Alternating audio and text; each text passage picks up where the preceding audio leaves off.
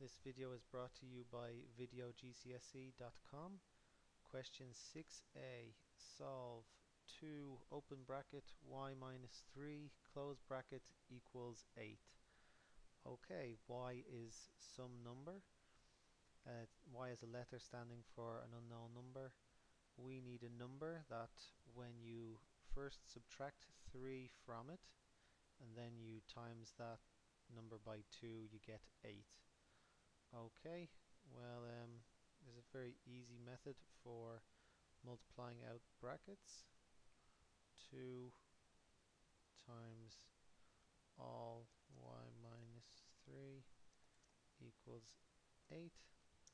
First we times 2 by y, then we times 2 by 3, sorry, minus 3. So 2 times y is the simpler way of writing 2 times y is simply 2y. 2 times negative 3 is minus 6, and this equals 8. Okay, so we've multiplied out our brackets. We did 2 times y gave us 2y, minus 2 times 3, which gave us minus 6, equals 8. Okay, now we need to get y by itself. So if we look at the paper, it says y equals, and this question is worth 2 marks. So what we've done is probably worth, I don't know, 1 mark now, or yeah, but we have y equals, so we need to put this in the form y equals. So we need to have y by itself on one side and have something like y equals and then some number on the other side. Okay, well, the first thing to do is using the what's called the inverse method. Inverse is maths for opposite, basically. We need to do the inverse of minus 6. So we do plus 6 to both expressions to get rid of that minus 6. That's our first step to getting y by itself.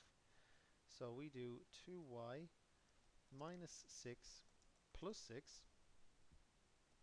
equals, and what we do to one expression we must do to the other, equals 8 plus 6.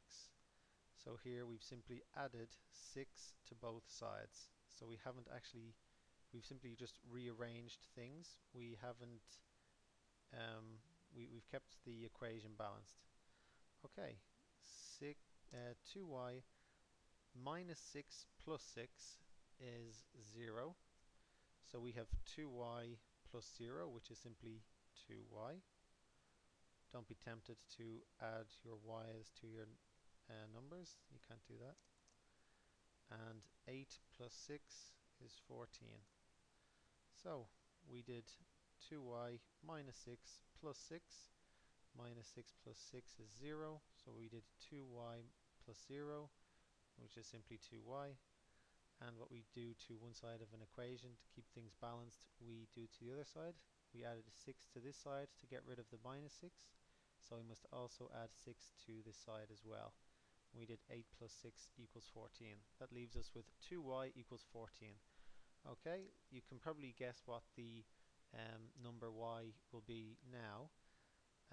2 times some number equals 14. Well, 2 times 7 equals 14. And just to be sure, we can do 2y divided by 2 equals 14 divided by 2. Again, we're using the inverse method. We're doing the opposite of multiplying, which is dividing. 2y is short for 2 times y, so we do the opposite. We do divided by 2. Instead of times 2, we do divided by 2. And what we do to one side, we also do to the other. So we divide this side, 14, by 2 as well. So we do 14 divided by 2 on the other side as well. So 2y divided by 2, well, 2 divided by 2 leaves us with 1. So that leaves us with 1y, but we don't write it that way. A simpler way of writing 1y is simply y equals 14 divided by 2. 14 divided by 2 is 7, because 7 plus 7 equals 14. Okay, that's our final answer. y equals 7. And let's check if I got that right. Hopefully I did. Let's see. This is page 35 in the mark scheme. Y equals 7. Here we go. This tiny writing. Let me just zoom in. There we go. Okay, so question 6a. The answer is 7. If you got 7, give yourself 2 marks. Give yourself 1 mark if you didn't get 7, but you did write down 2y minus 6 equals 8, which I wrote down up here, or y minus 3 equals 8 over 2. Give yourself 1 mark for that as well. Okay, that's the end of this video, and thank you for watching videogcse.com.